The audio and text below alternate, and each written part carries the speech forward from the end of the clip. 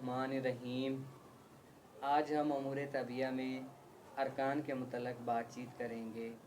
अरकान को अनासर भी कहते हैं। ये वो बुनियादी जुज़्व हैं, ये बुनियादी इकाइयाँ हैं जिनसे कायनात की हर शै तख्लीक की गई है। अरकान को उस्तुक़सात भी कहते हैं। इनकी तादाद 4 है। सबसे पहले आग, फिर हवा, पानी और मट्टी। इसी तरह आग का मिजाज गर्म खुश्क, हवा का मिजाज गर्म तर, पानी का मिजाज सर्द तर और मट्टी का मिजाज सर्द खुश्क है। ये मिजाज उस वक़्त तक मुस्तकिल रहता है जब तक इस पर कोई बैरूनी फैक्टर असरअंदाज नहीं होता।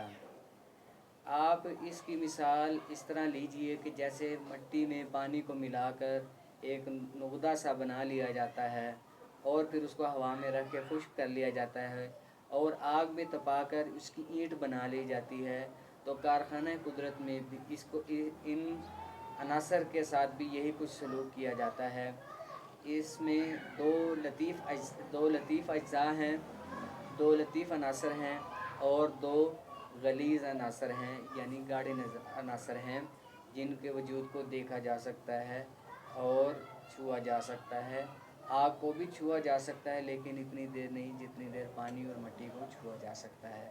हवा तो आप पकड़ ही नहीं सकते। इसी तरह ये बिल तरतीब कायनात में अपना नफूज़ करते हैं और कायनात की तमाम जितने भी अजसाम हैं उनके जिस्मों में पाया जाता है।